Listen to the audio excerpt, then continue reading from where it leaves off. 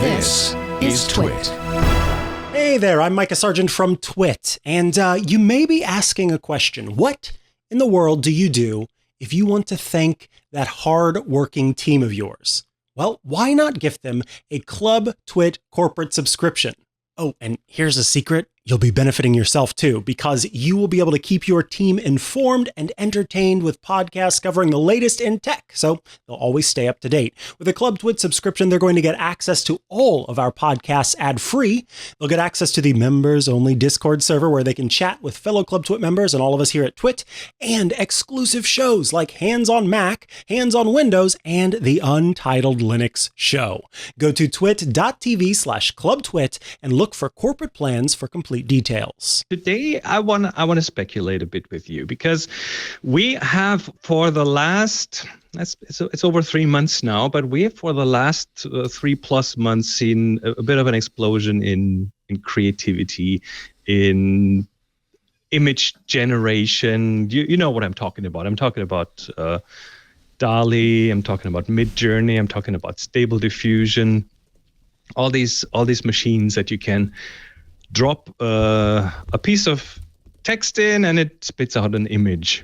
And these things are getting better and more interesting. And I do one podcast that's called The Future of Photography. So it's always think about where is this all going in the future in terms of photography, because that does already influence visual art, and it has a chance of getting into what we still consider photography, pointing a camera at something, taking a picture, and then working on that picture and publishing it somehow. And in addition to that, I've just recently come across a little app that puts these image generators on your smartphone. And I'm not talking about something that you type something in and it sends it out to the cloud and then the result comes back. No. There's an app now called Draw Things that puts Stable Diffusion on your phone.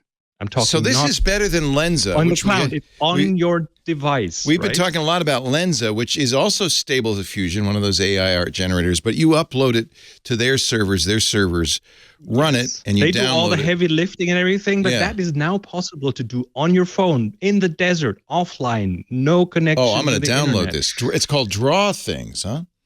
Draw Things, and that only after 3 months of progress.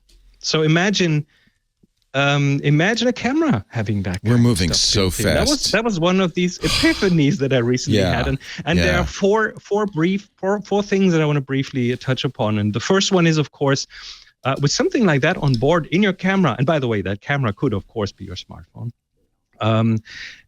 There could be a way to augment photos. You know, the AI cannot only do text to image, but it can also do image to image. So let's say you want to make everyone in the photo smile. You just tell the AI, make everyone smile, or open everyone's eyes because 3 of the group shot have their eyes closed. This is just around the corner. Blue frog on everyone's head, you know? This is around the corner. Oh, my goodness. Second thing is AI in painting. Usually we use in painting in a photo editor to remove something, like there's a lamppost or some garbage on the road, something you want to get rid of, and you paint over it and it goes away. Now imagine to paint over a part of the photo and give it a text prompt for that location to be filled with something else. Like, I don't know, this shot needs a palm tree in the background. Paint over part of the background and a palm tree pops up there because you give it a text prompt, palm tree, and it puts it in that empty spot. You know, or I don't know. It's the holidays. Replace that car with with Santa's sleigh, or change the glasses on someone's face, or put a hat on someone, or turn that shirt blue with yellow polka dots. I mean, you have plenty of imagination. The third thing out of 4 is AI outpainting. That is possible today. Outpainting is where you extend a scene, and this was possible before. We call that context-aware extension of a scene, like you just add a bit on the sides to make it a bit more wide angle. Now just imagine you take a close-up of something and then make it more wide angle and reveal that this is taking place in a space hangar, right? You just extend the scene with what you want to extend it with. That will be in cameras. and it's not too far away. And the fourth one, I think this is the most mind-blowing. And again, I'm talking about something that I'm pretty sure will come. It's just a matter when, but it will come. And that is style transfer. It's also possible today, where just imagine you have a camera that has a winter wonderland mode. You don't have snow, but you want snow in the photo. Just enable winter wonderland mode, and you take a picture of something, and the camera will turn it into a snow landscape for you. Wow. This is just around the corner. I really feel that. Arctic ice mode or whatever. Yeah. And you could, or, amazing. or you take a photo and it spits it out in Picasso mode or in Rembrandt mode or in Vermeer mode. Like it's going to change photography as we know it. This this program, Draw Things, is a little large. You should be prepared because it will download 2 gigabytes of a model. You can download different kinds of models, so there are specialized models. Oh, in interesting. There. It could be. Can I download a model that has me in it? Because that's what we're doing with this verse. The latest version, you can't load in a model that you trained on your own face. So now you can on your smartphone generate photos with you. Holy cow! Yes. Holy cow! This is so we're incredible. we're looking at this stuff. I'm pretty sure it won't show up in your professional DSLR because these new things rarely do. Right. But it'll sneak into into camera apps on your smartphone. And is your iPhone fast enough to do this? And how long does it take to generate the image? With the defaults, possibly about a minute. Okay, it's not. That's pretty good. Bad. That's pretty doable. It's not like a fast graphics card, but it's a miracle that they made the iPhone do it at all, because that is very memory and CPU limited. It'll empty your battery, so you're gonna see it draining your battery quite quickly because it's a very compute intensive. But the fact that it's possible now, and just extrapolate that a little bit into the future, the processors getting faster, the algorithms getting better. What is this? That's just wild. As a photographer, does this worry you? It does mean that photography has a different meaning now, right? It's just a starting point. It's liberating. It's making this whole thing accessible to more people who didn't have the skills. So it takes a lot of the people in the future probably won't need to know anything anymore about apertures and things. That's all skill-based things that I do pride myself in knowing these things and being able to apply them. But then on the other hand, I think it's very liberating if you are more of a text-based person. Said the same thing. Explain things to them. That's true. Generating your own images is amazing. I'd be more worried maybe if it was an illustrator, because some of these illustrations it's generating are good enough to replace a professional illustrator, which is kind of amazing. In fact, I'm even seeing blogs now use these. At this point, we still have to have the AI and the humans going hand in hand, and it's a tool. So we still have a ways to go for these things to become truly creative. So it's a bit of it's a tool at this point, but this is the way of the world. Exciting one. Progress, baby. Chris Marquardt, go to discoverthetopfloor.com to find out about his upcoming workshops, and sensei.photo to get some coaching. And he joins us every week. We'll see you next week for our last Photo Guy episode. Thanks, Chris. See you then. Yeah, it's still working, but I gave it 768 by 768 with the photograph I took. Yeah, I kind of maybe made a mistake, but we'll see. Do a 512. And set the number of steps down to 15 or something. This is really so you don't need Lensa, really. This is better than Lensa. It's just not as fast. Well, it's in a way it is as fast.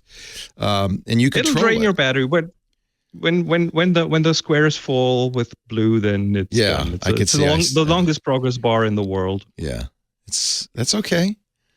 Very, very but cool. you chose very high parameters. Oh, I did crazy things. It should probably return within 35, 40, 50 seconds. That's what normally it does. Even I'm faster doing high than resolution. That.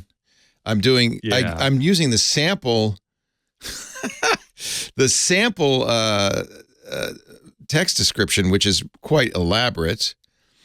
And that doesn't make a difference. The text description doesn't make a difference. That doesn't make it longer. It's just the more of the parameters. If you tap the right top and doesn't even look anything right top and anything like, because I gave it a picture. It didn't. Maybe I have to check a button that says image to image. That's probably what it is. Press the gear at the right top, and you have several parameters you can. That's probably what I did wrong. Yeah, image size, steps, guidance scale, strength. Sampler. So reduce the steps to get an idea, and then if you have something that works well, you can keep the same seed and just increase the steps and have it render the final version. So cool! Look at all these different models. Each of them is like 2 gigabytes, so you need an empty. Glad I got a big phone. Oh my god! So I'm gonna Super Mario myself, but what I need to do is to tell it to do image to image. Yeah, that's 1.6 gigs. This is really great. Wow. So it's downloading. Unfortunately, we're in the studio and I'm on power, so none of this is going to, that's definitely how you want to do it when you have high speed. It also turns your phone into a nice hand warmer in case it's cold. Yeah, I bet it does. Yeah. It's kind of amazing. The phone has enough, the A15 has enough processor power to do this. I think it taps into the neural cores and uses those. I'm not sure what exactly they do, but and Apple has, and it may. When did this come out? Because Apple just a few weeks ago. Okay, because Apple updated the PyTorch is what it normally uses, and it needs an NVIDIA to be fast. Apple recently did a version that uses its own APIs. And I wonder if this has that. They did, but it's still. I've read up on it on GitHub. It's still not a full implementation. So the whole Stable Diffusion stuff doesn't fully run on it yet. So I want to change the seed regularly. Okay, image size. I think that's something to tap on. Yeah. Yeah. High resolution fix. Okay. So reduce the number of steps for like a test run and take the high resolution fix out. Yeah, but I'm going to leave that because I don't mind. I'm patient. But what I want to do though is do image to image, and I don't. Do I have to write that in? You can. No, you can. There's one of those buttons at the bottom. If I take the camera, it will take a picture. So I was taking a picture. Let's find a picture. I think it's somewhere. I'm not sure if it's GitHub, but there's a website and it explains what those buttons do, and one of them does image to image. So I'll use a picture of Lisa. I think if you go into the settings, there's a strength setting that you have to reduce. Useful when generating from an image. Oh, well, value would give. Oh, that's it. To save. Yes, that's the same as Stable Diffusion. It's how much of the image, how much of the art. So there you go. Now I'm going to do it. And that's going to take a while, but it's now going to use. It's going to Super Mario Lisa. Yeah. Well, that's why I got an image that had nothing from the original because I had it set to 100%. Oh, I got to do a show. Thank you, Chris. All right. See